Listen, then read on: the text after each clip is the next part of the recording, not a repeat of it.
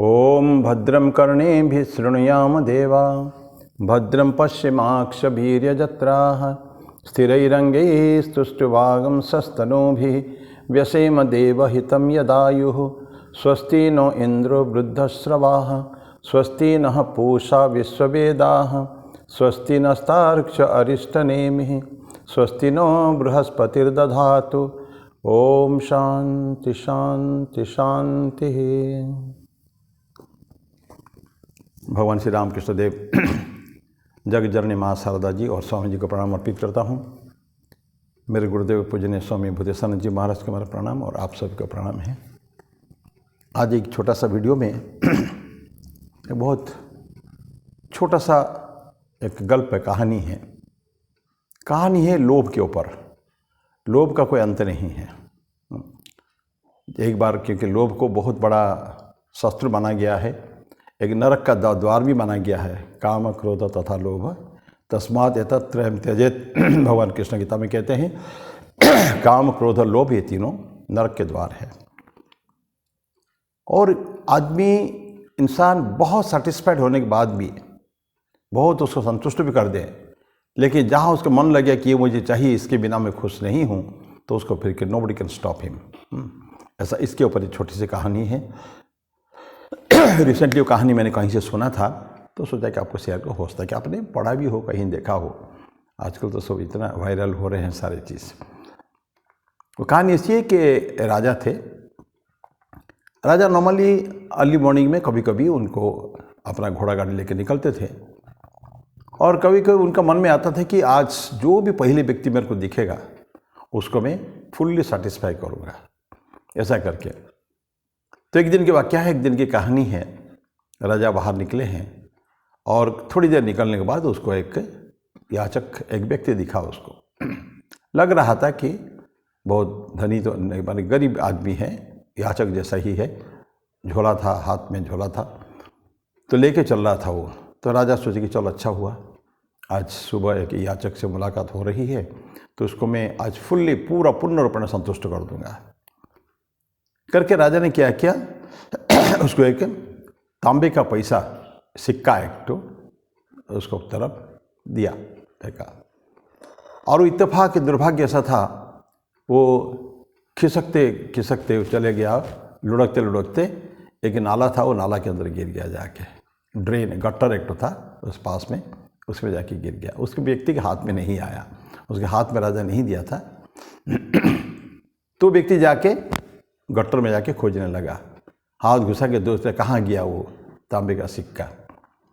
तो राजा बोले कि नहीं, ऐसा नहीं चलेगा। वो सोचे कि एक तांबे का सिक्का के लिए कहाँ वो नाली में हाथ डुबाएगा, तो मैं उसको और एक तांबे का सिक्का देता हूँ। तो उसको बुलाया पास में, उसके हाथ में एक तांबे का सिक्का दिया कि लो, वो तो चला गया, जाने दो उसको, तुम लो।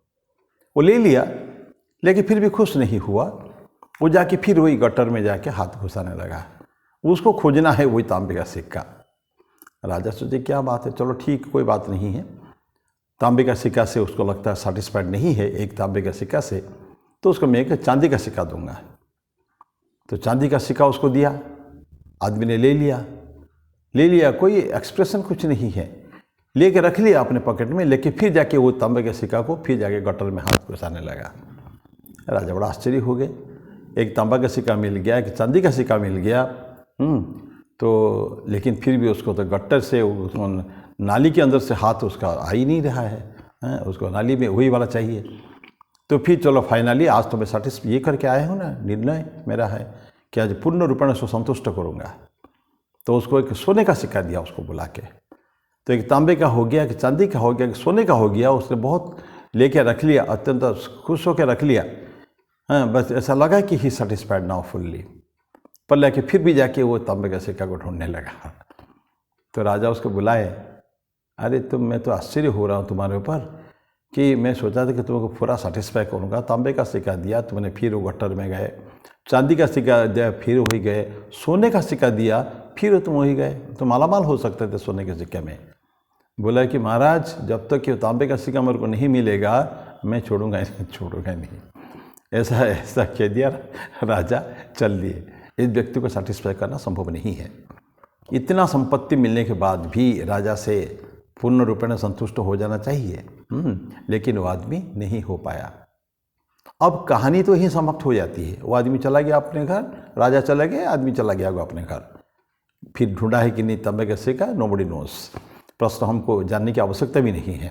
लेकिन उसका जो नियत था, वो नियत ये है कि हमको ये तांबे का अंतिम जो, क्योंकि पहले राजा ने दिया है, वो जब तक उसको वो भी मेरे को मिलना चाहिए, वो भी मिलना चाहिए। बोला कि वो तांबे का भी हो गया, चांदी का भी हो गया, सोने का भी हो गया, फिर वो तांबे का भी चाहिए। अगर हम देखें हमारे जीवन में, अगर अनुशीलन करें, इंसान के जीवन भी ऐसे ही है। भगवान ने हमको कितनी संपत्ति दी है, कोई ठिकाना है? हम लोग ईश्वर से इतना पाने के बाद ईश्वर को थैंक्स, धन्यवाद तो नहीं देते हैं। हम always we search for more and more and more. और किसको ढूंढ रहे हैं? जो गट्टर में जो ये जो पैसा ढूंढना, संपत्ति ढूंढना, झगड़ा करना। अभी एक छोटा सा सेइंग उस दिन मैं पढ़ा कि हम स्टाटस में भी दिया था उसको मैंने, हम आते हैं बिना कुछ लिए संसार में आते हैं। ये संसार में रह के हर चीज़ के लिए हम लोग झगड़ते हैं, मारपीट हो जाती है, किलिंग, मर्डर्स, क्या नहीं होता, किस तरह के गुनाह इंसान नहीं करता है। किसके लिए? जस्ट टू गेट दैट छोटा छोटा बेनिफिट, स्मॉल बेनिफिट्स।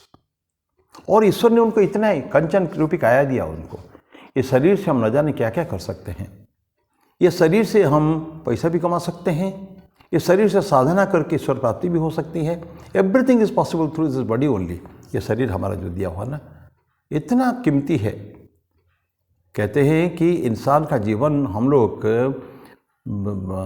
आपने विवेक चूड़ामणि में आदि शंकराचार्य लिखते हैं, दुर्लभम त्रयमय वेतत देवानुग्रह हेतुकम मनुष्यत्वम मुमुक्षुत्वम महापुरुष संश्रय। तीन बातें, तीन चीज़ें बहुत दुर्लभ है और भगवान की कृपा से ही प्राप्त होती है। ये बातें क्या है? वो मनुष्यत्वम, मनुष्य का जन्म, मुमुक्षुत्वम, मुक्ति की कामना, मनुष्य जन्म लेने के बाद मुक्ति की कामना, और तीसरा है मुक्ति की कामना का एक बहुत बड़ी उपाय है सत्संग, सत्संगति। मनुष्यत्व, मुमुक्षुत्व, महापुरुष संश्रय, महापुरुष के संग, सत्संग जिसको कहते हैं। सत्संग में बहुत फायदा है। इसमें इंसान को एकदम मुक्ति के पथ पर लाके खड़ा कर सकता है। सत्संग को कहते हैं कि नौका है, ये भवसागर तारण की नौका। आदि शंकराचार्य भज गोविंद पे बोलते हैं, क्षणमिह सज्जन संगति रेखा भवती भवार्णव तरणे नौका। ये भवसागर को पार होके जाने के लिए एक नौका का काम करता है। इतनी ज़बरदस्त चीज़ है वो। इंसान का शरीर, इंसान का जीवन, जन्म है।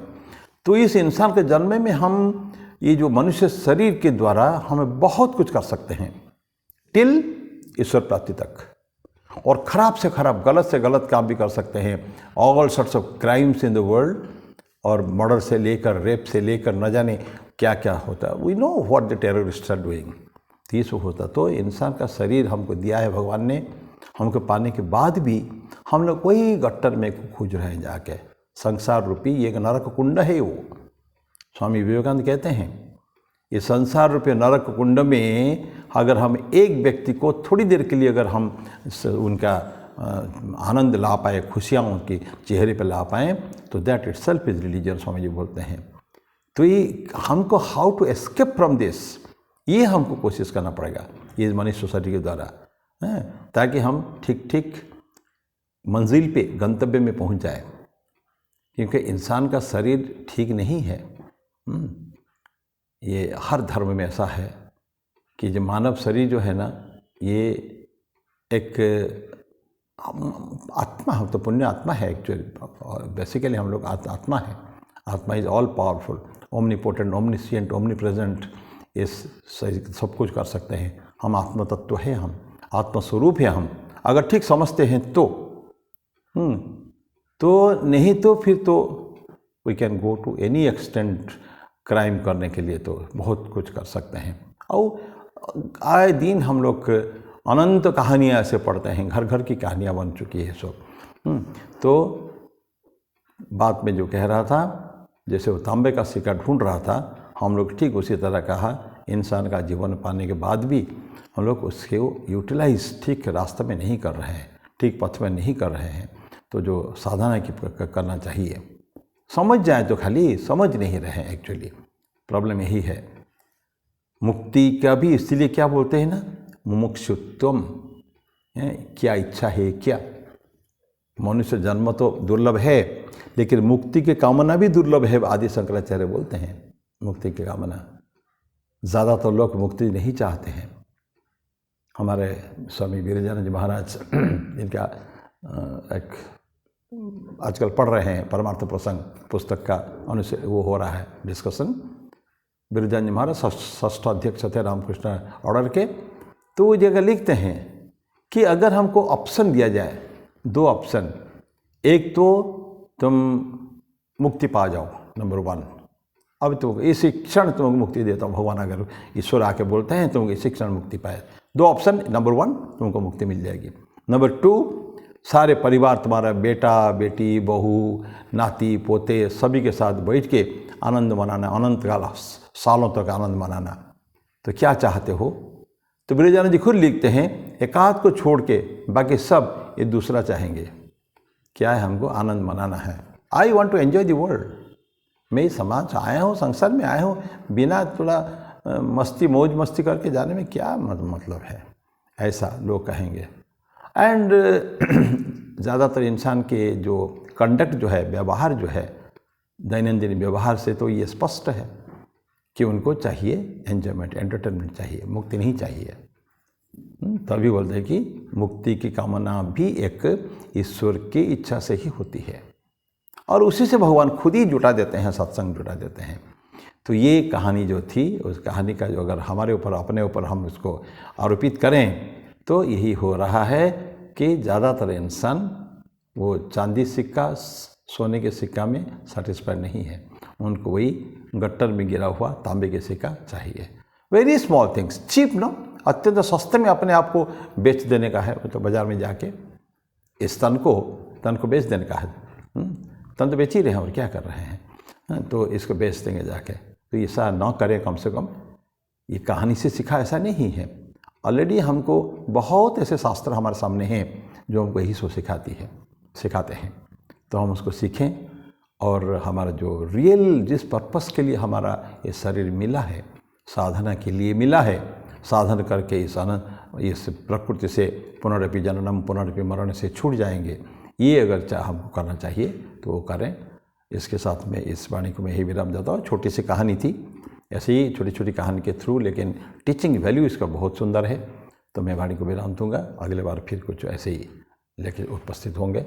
ओम शांति शांति शांति। हरि ओम तत्सत। श्री राम कृष्णार्पणमस्तु।